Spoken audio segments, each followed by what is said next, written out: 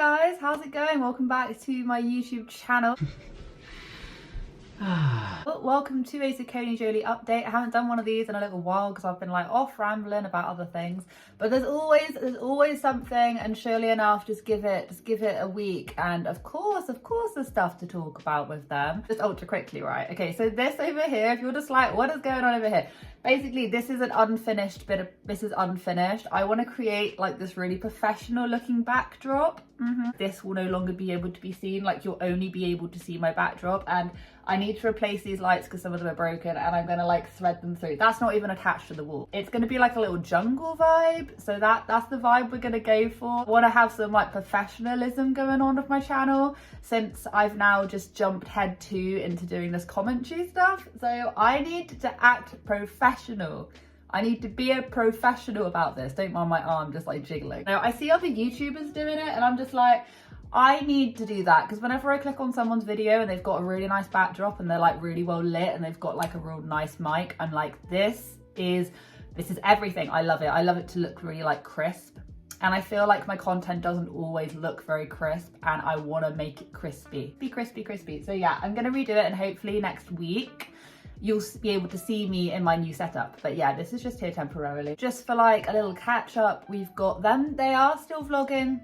I'm going to be honest, I haven't watched every single one of their vlogs, because if I put all my energy into watching all of their vlogs plus the other load of content I have to watch, I would have no time to like brush my teeth, shower, take care of my kids, go out, shop, anything. Like I would have to just be glued to my screen. So yeah, I haven't watched everything. I've watched a couple of their bits. I've mostly just been looking at their Jonathan's Insta stories where he's trying to peddle his book, but he's trying to peddle his book in the most, I think it's hilarious. Turned my back on the physical world and I indulged my relationship in source energy on a higher plane. Because, you know, he's been posting all of these very like deep, meaningful, hi everyone, like let's all live, laugh, love and live. You know, there's little like live, laugh, live, life, love, laugh. You know, there's little plaques. Because I'm telling you, he'll do these like reels and I'll be like, wait, he's really going on. He's really like preaching to us right now. He's really understanding that I want to be live, laughed and loved. They're here and they love you and they care about you. He knows that. We're having a connection.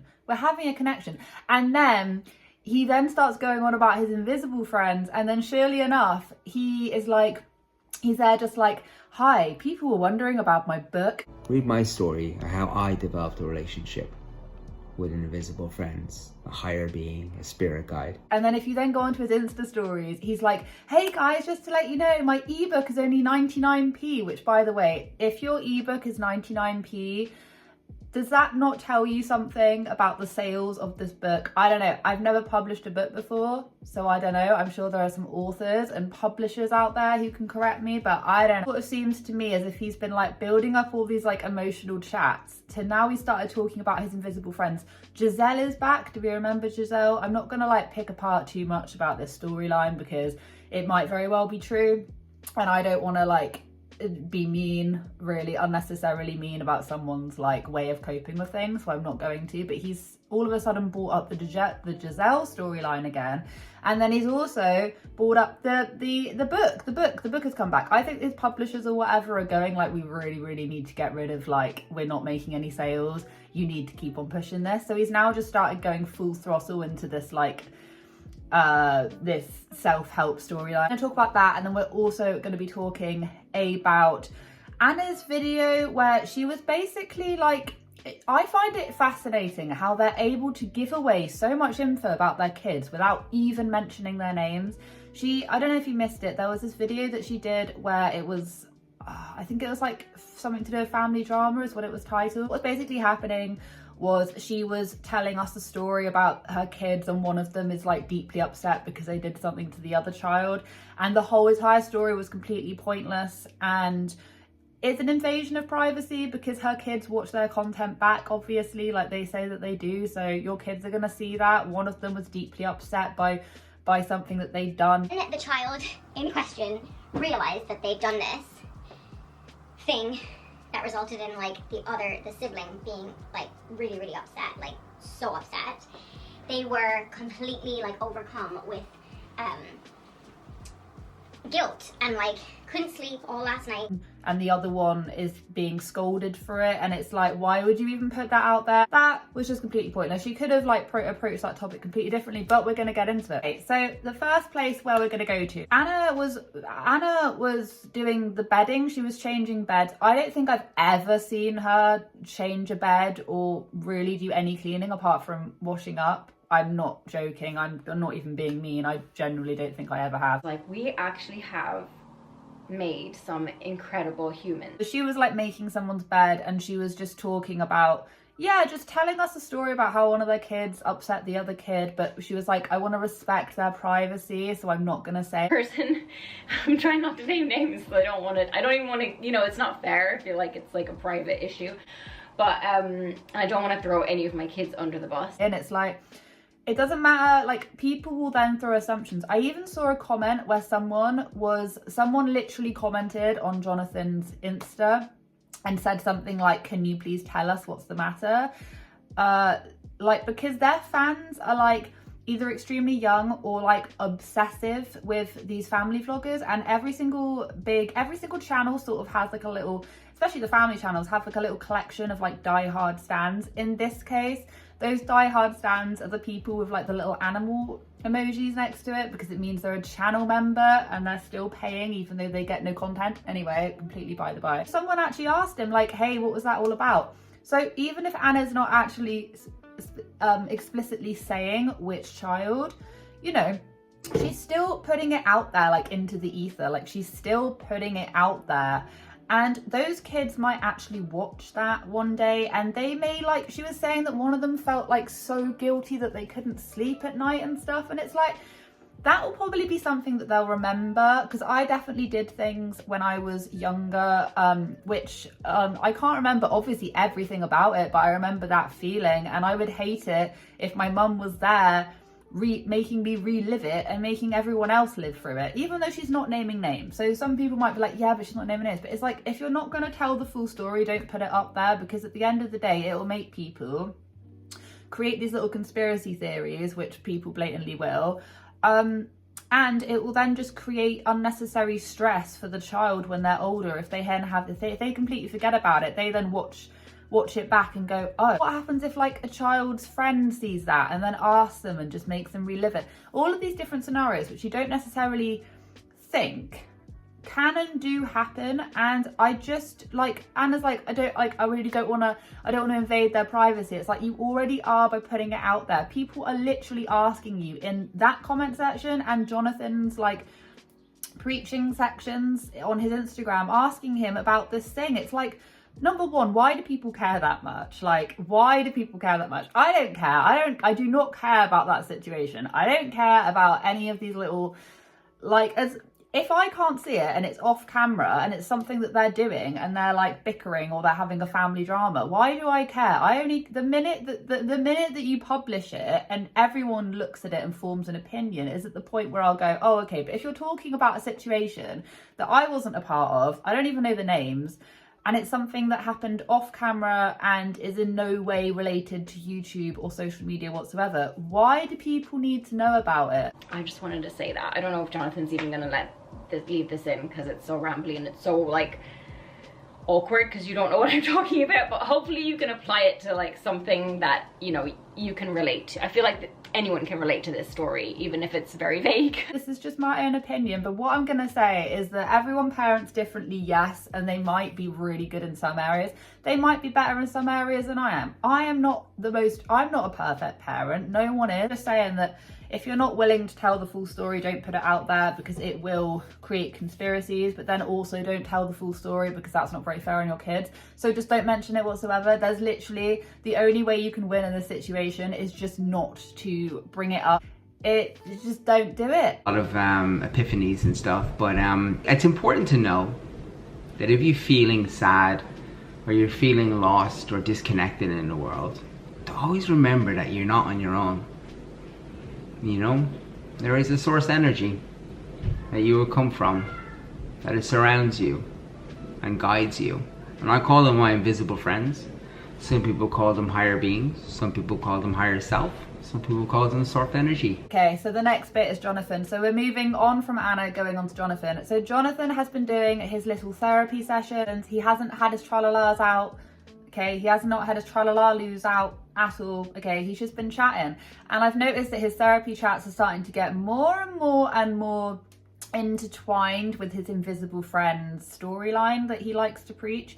Yeah, and that's why I wrote the book, because once again, I'm not saying if it's true, if it's not, I'm literally calling it a storyline. And the reason why I call it a storyline is because it is literally just one of the many storylines that is a part of the SACCONEJOLY like overall novel, if you get what I mean. There's just so many different elements that go into this family. This is just one little area. So that's the reason why I call it a storyline.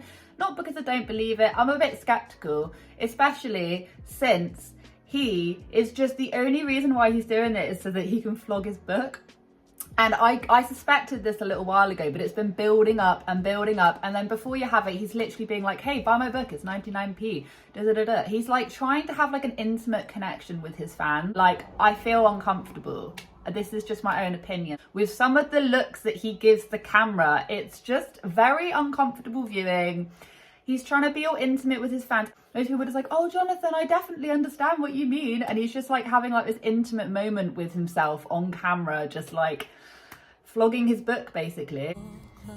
And then I met my invisible friends. I reckon it's because the publisher's telling him to. He's saying, oh, you know, he's telling a story about how he was young and he didn't have all of these different things that everyone else had, and everyone must feel sorry for Jonathan. But oh wait, it's fine, because then I had invisible friends. And if you want to know more about your invisible friends, you need to go and buy my book. And it literally is, it's so funny. He was being a little bit more discreet about it until I think it was last night, when he's literally just tagging his book in his Insta stories, like, make sure you read this book. Like, and I get it, like, if you've paid, like, obviously, like, you want to make that money back that you've put into obviously making this book, and like times are tough right now, but I don't really see how you flogging this book for like 99p is really going to help you. Actually, should we look it up? I don't know how much the actual book is retailing for. I don't know. Like I said, I've never written a book. The closest I've ever got to it was when I was in year, I think it was year 2 or 3. There was like this big competition, this like poem competition, and I still got that book. Or my mum has got that book. And they were basically just like going around all the schools around the area where I used to live, and they were like getting these little kids to like I used to love writing when I was little, like go and write out poems and things, and whoever's was the best out of each year group, they'd basically take it and then they'd publish it. Technically I am a published poet. My mum has got, it's like this massive great big like children's poetry book, like full on published, like a real fat thing, and it's got like kids from like all over the UK, I'm pretty sure, like one from, there's loads, and I created it. Oh my god, why am I talking about this? Basically, I created this poem because my mum put me, I was like a really naughty little child, and my mum basically, like, I was throwing a fit probably, and she like put me in my room and like grounded me, and then I turned all of my anger to like writing this poem, and it was called Walking to the Timeout Tree, because like I was in timeout. Yeah, anyway, literally only in this one book that my mum has. I don't know. Anyway. Oh my god. Does anyone do that with technology where they start actually whacking? So it's a 3-star out of 5. Okay, so on Amazon. So we'll look on Amazon how much money it was. I believe it was like £14. Hardcover is £7.56, paperback is £9.19. Kindle edition is 99p. Basically, it used to be £17, I think that was it, and now it's reduced all the way down to £7.56 or something about that. This is literally just something that I'm reading off of Amazon. Goodreads, I've read the Goodreads reviews. Many people say it's not great, but whatever. This isn't about like Jonathan's book. Like, fair enough, he has a book, you know. But what I will say is that